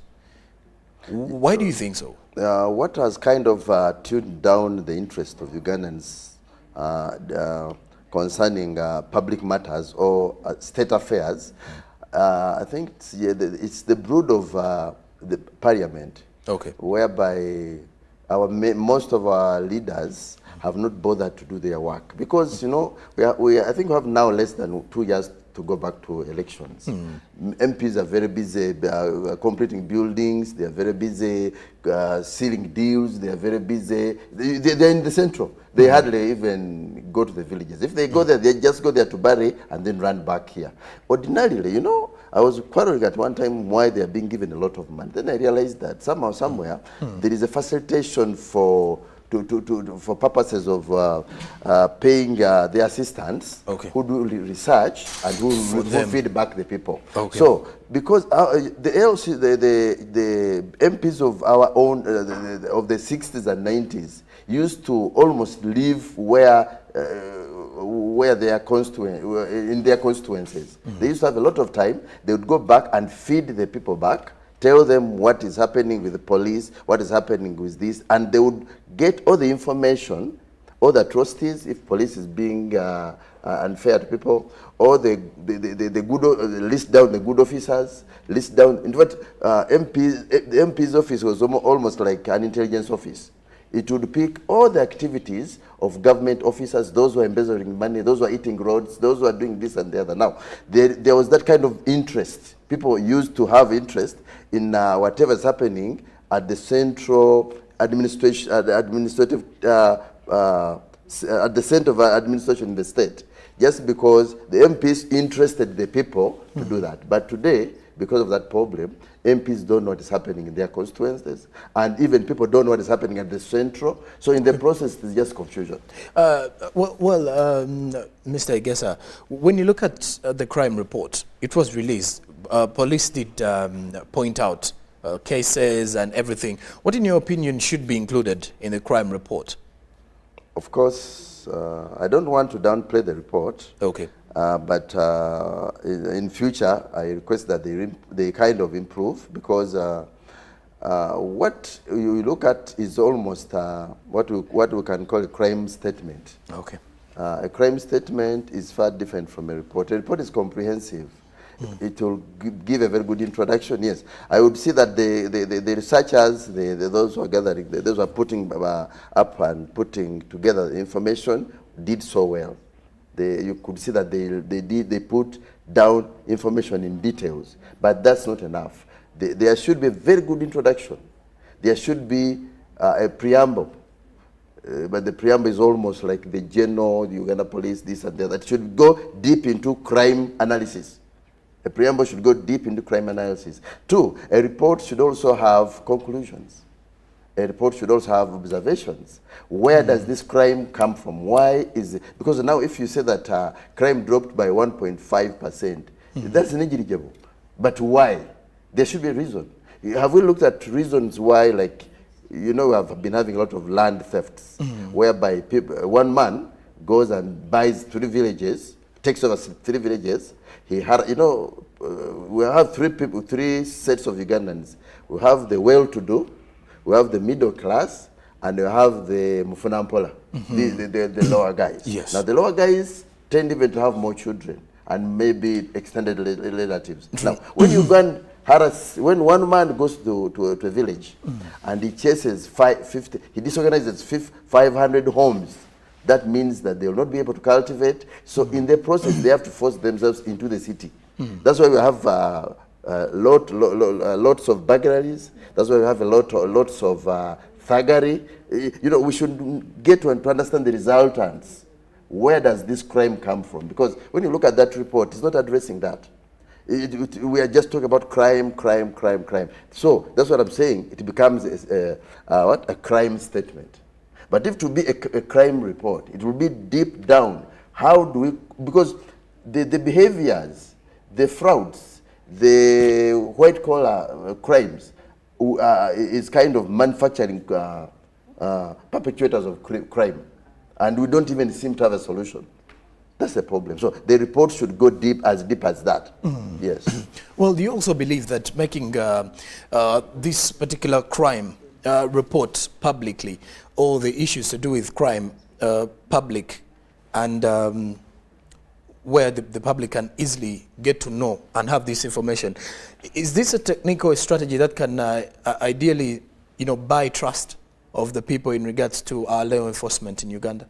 But this report, I think, just addresses the issues of the planners, maybe at government level. But for a common person to know that we are having 1,000 child abuses, or this number of robberies, you only scare him up because you just make him to worry the more. Once you do not go deep into analyzing the sources and create the guiding on remedies, then you are literally stressing the common man. Yes. Okay. And what then should be done in such a situation? Because remember, the police is just giving us a state of the crimes in the country. Maybe, again, to the police, it's just to let us know that these crimes are happening. But then what should be done immediately after the police has actually pushed that out? Of course, the police should not act like a newsman, like a newsroom. Okay, it shouldn't work like we are doing here. Like you journalists. You come, you give information, you run away. Whether a problem has been solved, but you have done, that's your mandate anyway. The police, the duty of police is to protect and preserve, to protect wananchi, to make sure their properties are safe. So there should be a reason. There should be a kind of a deep analysis of saying, this crime was as a result of this. This increase was as a result of that. Now, if you're talking about a situation, I've seen, is it the case of child abuse or children-related cases, where we had over 10,000 reports and only 1,000 were taken to court. That's 10% of what the crimes committed against children. Now, if your child gets 10%, are you really happy that you educate your money is being spent for the good? So literally, when you look at a report like this, it is good. They should not lie to us. They should not lie to anybody. But it does not. It may not even build the confidence. Or what we are saying, yes, crimes are being committed. Very little cases go to court. We get few convictions. So meaning that the criminal is still at large. And we have not seen any kind of reassuring message or statement that crime will be dealt with. Okay. In this report, it's not anywhere. Okay. Yes. And Mr. Gesa, how do you feel about the fact that the transparency of law enforcement agencies in sharing, this kind of details publicly? How do you feel about that? Well, to me it's okay because to a certain extent, yes, the public is the employer. The public is they work for the public, so they should do that. But at the same time, telling me that maybe there is this problem and you don't kind of guide me on how to deal with it, does not it does not add anything to me. It leaves me in the same state as I've been. Okay. Yeah. So it doesn't change anything whatsoever. But when you get the information again, when you get the information at times, you get to realize that these things are happening. No, but if you tell me that we have, how murders are at what level? Is it? Let me get the numbers here. I think 14,000. The reported murders from the report. Yes. You get to realize that most of them were actually highlighted summed up together. They were actually summed up because there were cases with conviction. Then there were also cases that were not detected. Don't worry, but let me just get the lump sum of murders in Uganda, according to the report. It's like 100. I think I'd put some kind of record. So you kind of realize that we have almost 40 murders, possibly, or 20 murders a day, if you are to divide that by 366. Of the cases that were reported? Yes, you just divide that by 366. We are having, it's like every day, maybe we lose 20 people. When you go to mob justice, it's like 1,000 cases, meaning that every... Actually 303. Yeah.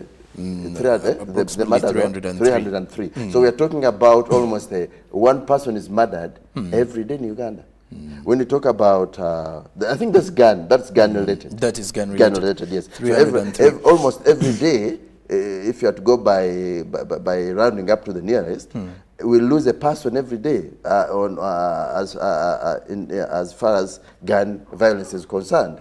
When you go to mob justice, we lose over 1,000 people every day. That means that Uganda, 2-3 people are killed in Uganda in kind of mob justice related violences. What about the solutions? How many have been got? How many? Because when you go to court, I think some of these reports should literally be correlated with court action. If you talk about, like, I was looking at convictions, 14,000 cases, or maybe, of like the cases of children. Then we have 1,000 cases only taken to court. Then we have 220 convictions. Now, just relate that to the total figure. And also when you look at the fact that the theft is also leading the pack of the crimes. Exactly. What we have, like burglaries, we have house breakings, then we have robberies. If you sum it up, that means that Uganda is almost becoming a crime arena. A system where there's a lot of crime with very few answers. But then how does the police buy confidence of the Ugandans? Because when you look at it, ideally many of the analysts were actually pointing or hitting points to the report, saying the report is okay, but then what next? What will happen? Because I would not, personally, I would not put everything on the police, because there are many systems set up. Like in districts, there's that kind of division of power. In every district, the president has an RDC. What does that RDC, how does that RDC help? How does that RDC relay information back to police so that police can be helped? The police cannot do everything. Look at MPs, like I've been talking about. What do they do to collect the information so that it can come back to the people, like they can get good information or bad, whatever information, back to the people, and then pick all the information and intelligence back to the system. I've seen lots of improvement on crime intelligence. I think Damlia is doing a very good job. But at the same time, where I would say the confidence would go around situations like we have, is it police no mutuablijo under military. Now, these guys are positioned in every place, and they kind of try to link, to repair that relationship between the police and the people. But again, I think they have not been used also to feedback. But that is pretty much into the town settings. You got to realize that it's a bit people, scattered, but it's there. Well, we have to deal with whatever we have. Okay. But at the same time, crime, they call it what? It's a very big department. It would be the one also feeding back the system on what we call weavers, police weavers, because we have them. We have cases where police has kind of messed up the people, but we also have cases where the police has done so well. So who picks all this information back to the people or back to the system so that the system can react? You know, from the day government removed the special branch, these were departments that used to follow up every policeman. You can now see the level of crime, even involving our own police officers, even the army. Even some other guys, you know, we have a kind of, some people are trying to create what we call a power vacuum, where they say they believe that they're so connected, they go steal, grab people's land, they go commit offenses, they go kill, and then they say, calls come from some rubbish corners to say, don't touch him, and even some policemen are so scared to believe. Now, if we don't have solutions to such, I was in Gomba recently, because I always call myself a self-deployed officer. I Okay. went to Gomba, that is, because of the land-related cases, where there are the Sobis, the Yes. other cases, and so many cases. I found three main cases which I would love to discuss. One, this was a case where one man had bought 3 villages. Just one individual? Yes, involving 500 homes. Was it legal though? Well, that's a matter of investigation, Okay. but how does it start? And before so much, what made me to move there, the villagers started making noise. Because what he would do, he would put fences around the Abibanja, and at night he sends a team of people to cut the same fences. Then these people are charged with what? With malicious damage. Okay. Now, once you are charged with malicious damage, by the time you come, the state attorney complies by charging. He doesn't even care. In the process, what happens?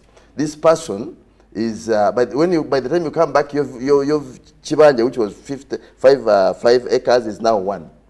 The other part is sold off. It's sold off. So when I moved there, I approached the RDC. The lady is called Nakamia Harriet. She's a very nice lady. She told me, listen, I need the help.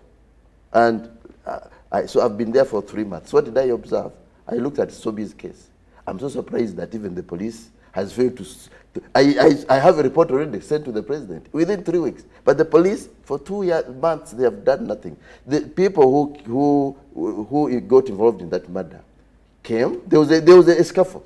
So someone deployed Sobi with a certain team to dig and kind of protect some land. Then these ones who are opposed went to court. Then from there, I think their lawyer could have told them that you have a weak case. They sat during broad day. They went to Chegegwa, hired 100 refugees.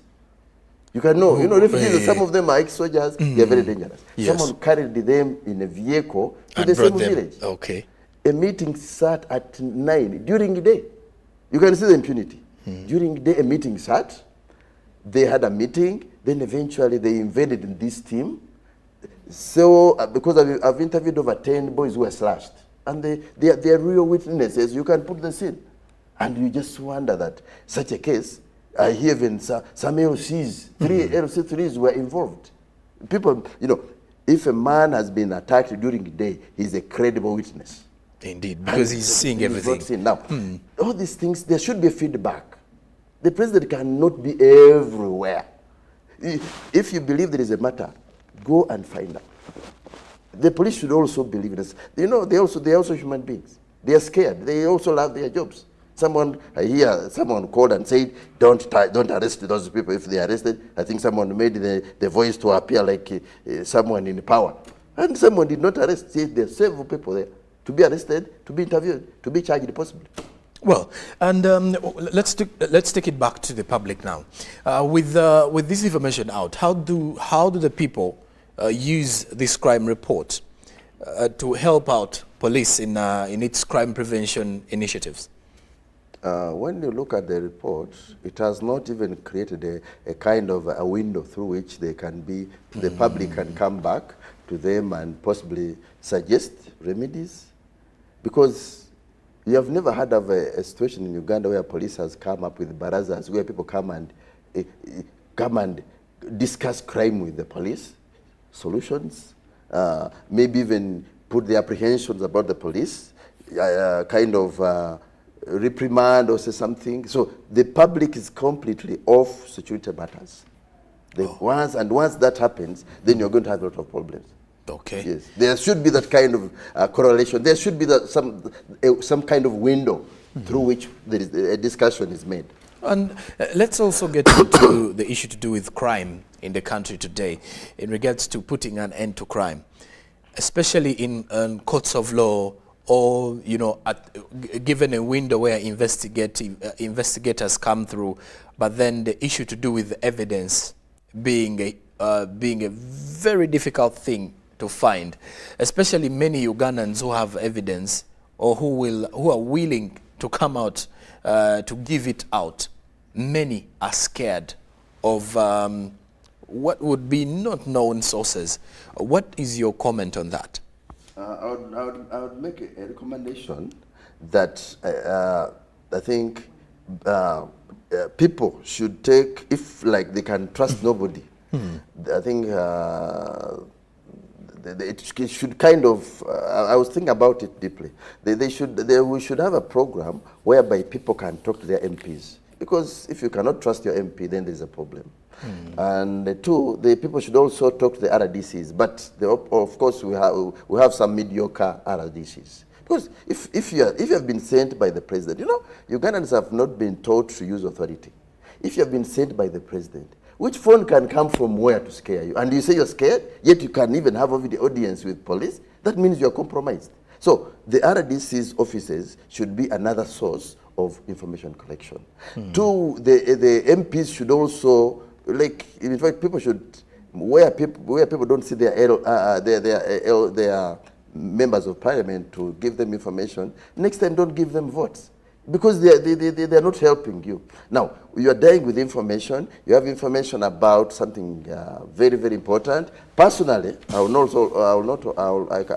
meant to encourage people to say, take it to police. Because at police, there's a problem. There are so many people who hang around police stations. Yes. And you can't know which department or directorate this one is associated to. They are the ones who keep on pushing police forces into small deals of who is doing this one, who is not doing the other. So in the process, we have some kind of information mongers at police. They pick it from wherever, they come and give it to police, but they can still take the information back. So that's a very big loophole that may make any Ugandan never to approach police to give information. But at the same time, the offices of the MPs, the offices of the RDCs should kind of be activated so that this information can come in and be shared. Well, Mr. Gesa, how do we even protect our whistleblowers? Because there is always a window for the whistleblowers to come out and give information to the police, or let's say information to the different heads of security in the country. But the issue is most of them, either way, are asking for money to give certain information, or two, they're asking for security, which they never get. There are so many things at stake. Okay. You could have seen in the Ujingo case, the police, I think the government became so mean. Okay. You have seen in developed countries like in USA, if they want a person, the ransom they put is big. But these people talk about something that's not even enticing. And in the process, people run away. It's very important that we get to learn that information is power. So if this information is power, we should learn how to extract it from the people. And how do we do that?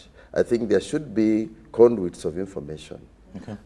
We have gone so low on Wananchi intelligence. Wananchi have a lot of information. But much of the needed information to kind of deal with crime is with the Wananchi. But how does it come out from there becomes a problem. I think that's where Mr. Damulia, because that's his department now, he has to work very hard to build that confidence and create that kind of corridor of information where people can approach him. Because you know, in Uganda here, one of the biggest problems is you may know so many things. People know so much, but where do they go? Who do they talk to? With confidence and possibly with that kind of mind that my information has been given to so-and-so, and I'm safe. Okay. No, as long as people are not safe, they will not tell you anything. So, meaning that crime takes over. Okay. And once crime takes over a nation, then it becomes a problem. That's why you see here, we are having pockets of criminals. So you see a man says, I'm the one who oversees the theft of phones in Kampala. I'm the person... as we are here now, we have jumped into cyber thefts in the banks. A man can lift 6 billion shillings. And people know. Because once even if you received 6 to 1 billion shillings in a village, it will be known. You cannot conceal it. Money is almost like fire. But how that information can be collected and used, that becomes a problem. Well, would you find it quite helpful if the police simplified the information within the crime report? Now, as we're back to the crime report here, would you find it very important for the police to actually, or maybe put it in local languages, try to break it down for the Ugandans, because by the look of things, it's an on-paper kind of thing and a presentation of the statistics, and there we have it. You know, the first question should be, what do Ugandans want to hear? From the report? From the report. Talk about 10,000 robbers, talk about 303 gun-related murders. People want reports. People want to see the resultant of investigations. Of that report. Yes. People want to hear that so many criminals have been arrested. It's very unfortunate that we lost the gentleman. We used to know him as Transa, Bosa, who was gunned down yesterday. So I heard. And well, the public decided to conduct their own courts. Of course, I don't support mob justice, but at the same time, there's that situation of despair. The public gets desperate. The public gets funny when they believe that there's no feedback about those who have hurt them. So once there's no feedback about those who have hurt you, you tend to become hard. You tend to become aggressive. You tend, because you believe that nobody will fight for you. So you kind of you're not vindicated. So you do it yourself. The public is very open, but I think the police has to open avenues.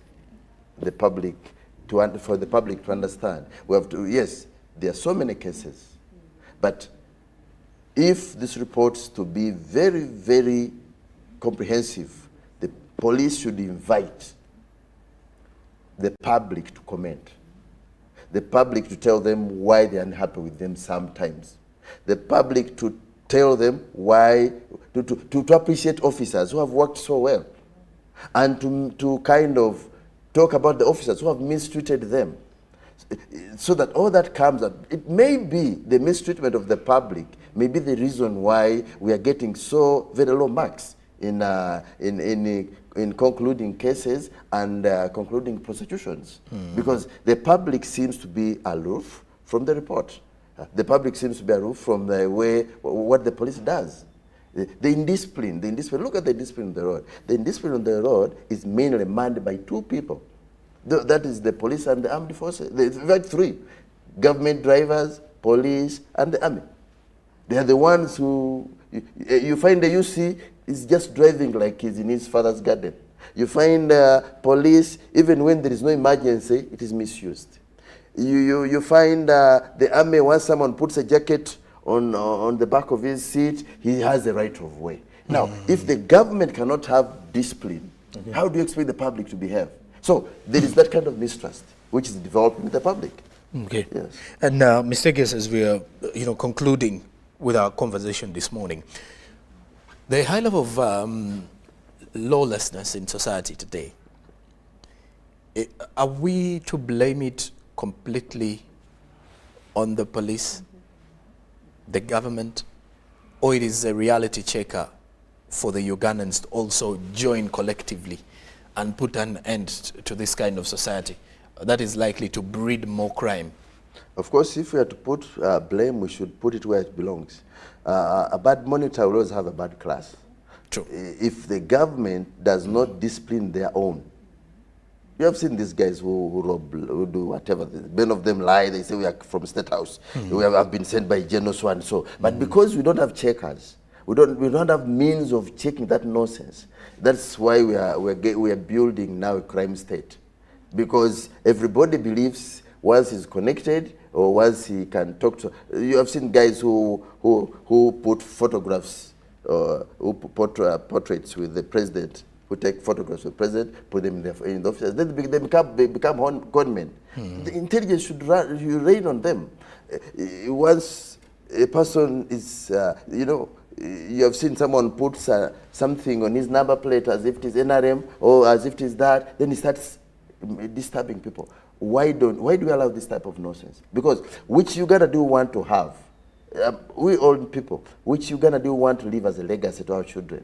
Do we want to live a disorganized country, or do we want to live a country that is worthy? Because we are getting weaker. We have been in authority here and there, but we are getting weaker. Tomorrow we will not be here. Tomorrow we may be very weak to even protect ourselves. Tomorrow we may be forgotten. But if we don't build a system of self-respect, accountability, and discipline, then we are ditching this nation. Well, and of course, as I put it out there, we are ditching this nation. So we have to be, we should be taking this thing seriously, collectively, if I'm to put it in that way. My guest this morning has been Freddie David Egesa, a private investigator, who has been with us here to try and pretty much get in-depth analysis of the crime report 2023 that was released last week by the Uganda police. So many thanks for joining us this morning, sir. And of course, it was a pleasure having you here. And to you, our dear viewer, you can be part of creating a crime-free society by reporting these cases to the Uganda police or different security departments within your locality. But besides that, you can as well be a champion of a crime-free Uganda by pretty much doing the right things in the right way. I am Jerome Paul Sonko, and that brings us to the end of our GMU agenda this particular morning. Coming up next is sports with Ruben P. Machibirango. So stick around for more. Good morning.